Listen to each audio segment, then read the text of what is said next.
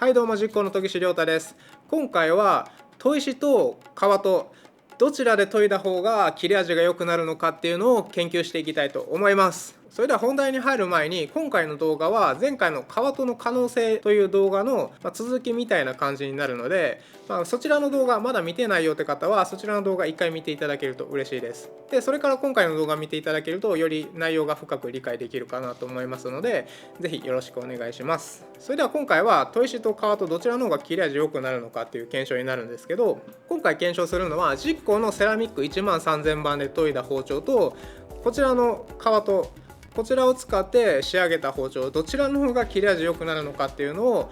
研究していきたいと思います。で研究内容としては前回と同じような内容でやっていきたいと思います。まず13000番で仕上げたこちらの包丁ですね。こちら VG10 の両刃の包丁になるんですけど、13000番で小刃付けしてある状態になります。なのでこの13000番の砥石で研いだ状態の包丁の切れ味をまず見ます。でこの切れ味を見た後に顕微鏡で刃先の状態をチェックします。でそのチェックし終わったら次はこちらのカートを使って先ほどの包丁をカートで仕上げていきます。でカートで仕上げ終わった後にもう一度試し切りして顕微鏡で見て、どんな感じの違いがあるのかっていうのを見ていけたらなと思います。で今回なんでこの動画を作ろうかなと思ったかっていうと、砥石の超仕上げ砥石と呼ばれる1万番以上ですね。今回の場合は10個のセラミックの13000番使うんですけど、そちらで研いだ方が切れ味が良くなるのか、はたまたこちらのカートで研いだ方が切れ味が良くなるのかっていうのが、今回はそれを動画にして紙で試し切りするプラス実際に顕微鏡でこの目で見ることによって本当の違いが分かるかなと思いますので、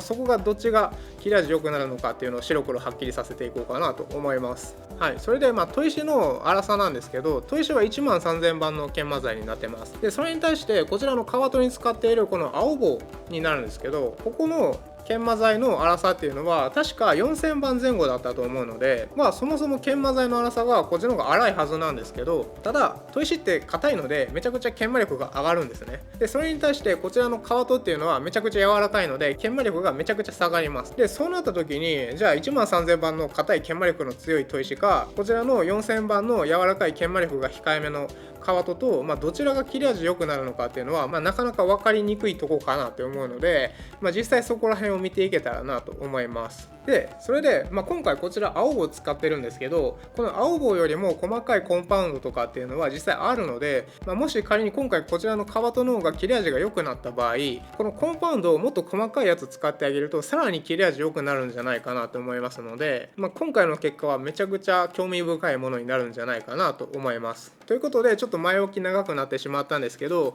今から実際に研究していきたいと思います。はい、それではまずは切れ味のテストからですね。こちらの包丁はもう13000番で仕上げてある状態になるので、この包丁から試し切りしていきたいと思います。はい、ということでこちらの紙の筒から試し切りしていきたいと思います。はい、それではこちらの13000番で研ぎ上げた包丁で切っていきます。条件揃えるためにこんな感じで中腰になって切っていきます。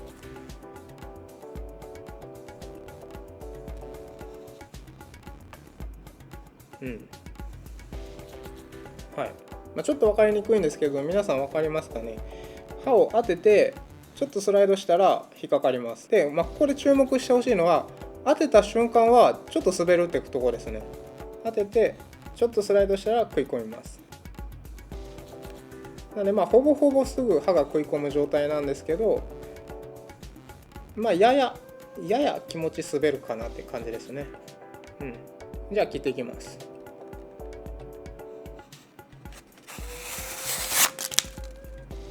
はい、こんな感じです。この切る時のスムーズさもちょっと見ていただけたらなと思います。はい、こんな感じ。それでは続いてはこちらのコピー用紙を切っていきます。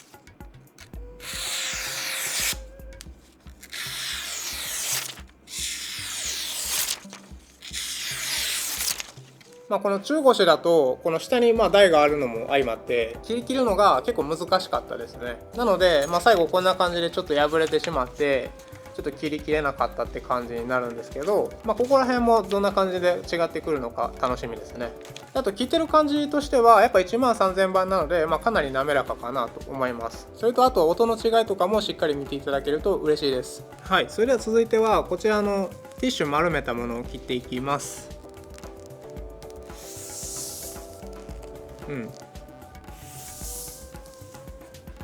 いや滑らかですね。で今結構力抜いて切ったんですけど、かなり滑らかでスルッと切れ味よく入りますね。はい、ということでこちらが顕微鏡の500倍で見た時の13000番の刃先の状態になります。ここが刃先の刃線の部分ですね。でやっぱり13000番なので前回見た1000番よりもだいぶ細かいですね。細かいギザギザがいっぱいあるかなと思います。でただちょこちょここんな感じで大きさの違う細かいギザギザが大きかったりちっちゃかったりするっていう感じですかね。でこの包丁のコバの表面のとこなんですけど、コバの表面もかなり浅い研ぎ目がいっぱい入っているのがわかるかなと思います。それでは続いては2000倍見ていきます。こちらが2000倍の刃先の状態になります。やっぱり2000倍にするとこの刃先のギザギザ感がすごく分かりやすくなりましたね。13000番だとこんな感じのギザギザになります。で研ぎ目もこんな感じの研ぎ目ですね。やっぱり1000番とかと比べるとめっちゃ浅いですね。いい感じじゃないでしょうか。それでは続いてはこの状態からカートで仕上げていきたいと思います。はい、ということでですね、今からカートで仕上げていきたいと思います。研磨する角度が、前回も一番重要とお伝えしたんですけど、研ぐ角度が実際これぐらいで研いでいるので、もうちょっと寝かしたこれぐらいでやっていきます。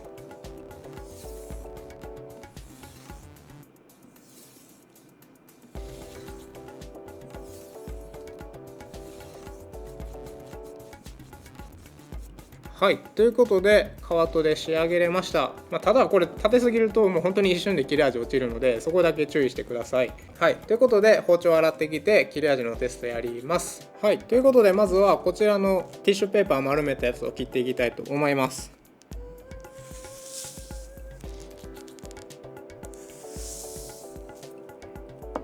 いやすごい滑らかさっきの13000倍よりもさらに滑らかになってるんじゃないかなと思います。はい、それでは続いてはこちらのコピー用紙を切っていきたいと思います。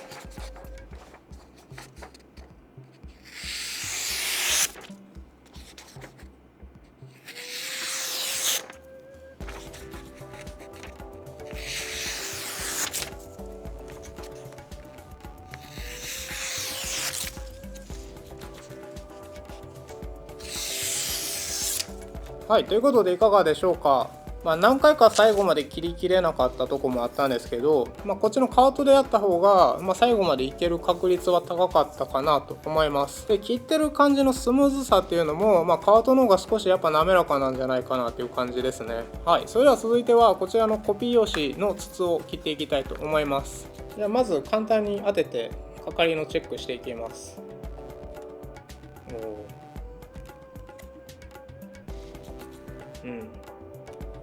こちらのカートの方は当てた瞬間引っかかりますね。なんか当たったらもうピタッと入っていく感じです。はい、それじゃあ切っていきます。切る感じのスムーズさっていうのも見ていただけるといいかなと思います。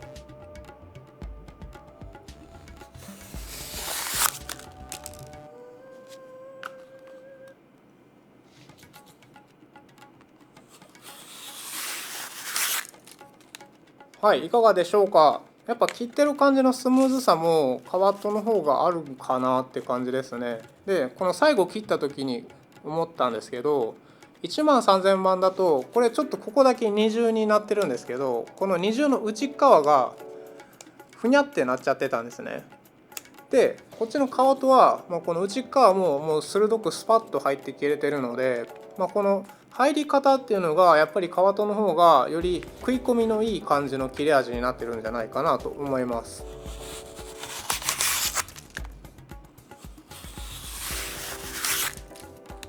でこれは食材でも同じことが言えるかなって思うので、食材の食い込みっていうのもやっぱりこのカワトの方が、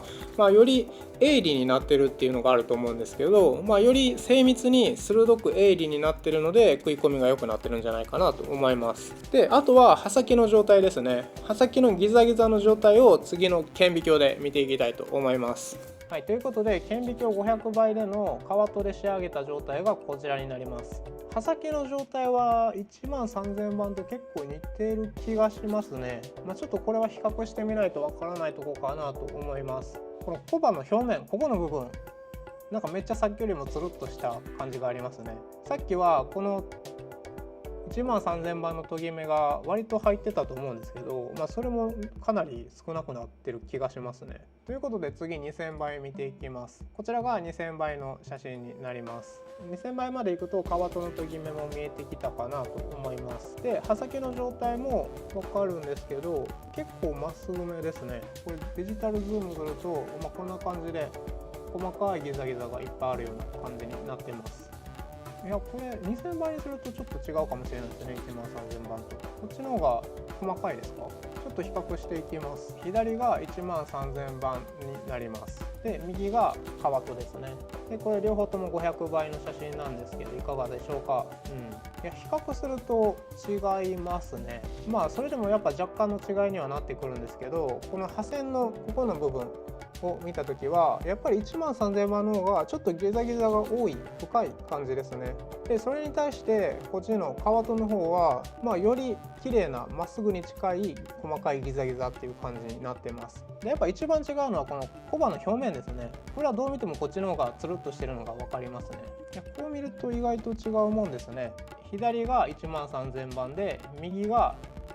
かわとになります。いやこう見るとやっぱわずかに違うのが分かりますね。これ2000倍までするとやっぱこの差異が分かるかなと思います。でこれ顕微鏡が100倍とか200倍だとおそらく同じに見える感じなんじゃないかなと思うんですけど、やっぱこの2000倍までできることによってこのちょっとした違いが目で見えて分かるのがいいですね。こっちのかわとの方がより細かいギザギザになってるかなと思います。でこっちの13000番の方がちょっと深いギザギザって感じですね。いやこう見ると面白いですね。やっぱかわとってすごいなって思いました。今研磨する母体が柔らかいのでこの研ぎ目も浅くなりますし、研ぐ時の衝撃も弱くなるので、こんな感じに滑らかでより細かいギザギザの研ぎ目になるんじゃないかなと思います。でやっぱこの研ぎ目を見ててもこのどう見てもかわとの方が浅いですよね。研ぎ目が研磨剤の大きさはかわとの青棒の方が大きいはずなのに浅くなってるので、これはかなり面白い結果なんじゃないかなと思います。やっぱり切れ味として食材へのダメージを少なくするのであればかわとの方がより切れ味よく美味しく切れるんじゃないかなと思います。やっぱりこの13000番だと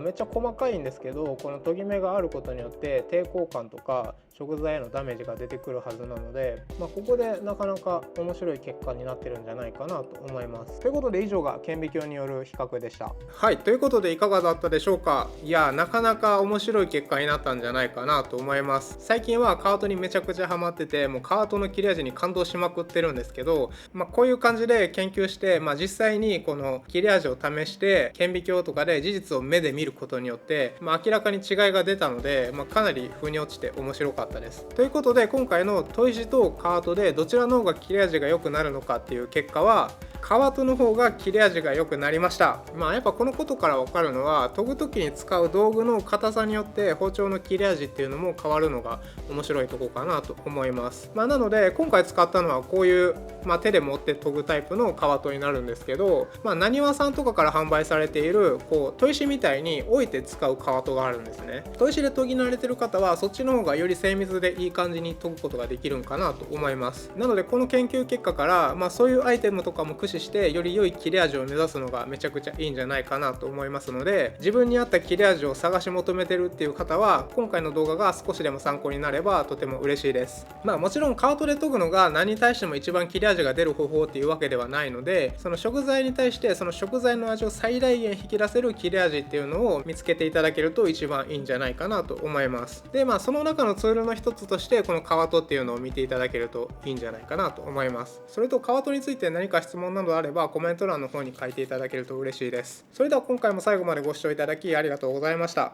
今回の動画が少しでもいいと思った方はグッドボタンとチャンネル登録よろしくお願いします。それではまた次回の動画でお会いしましょう。バイバイ。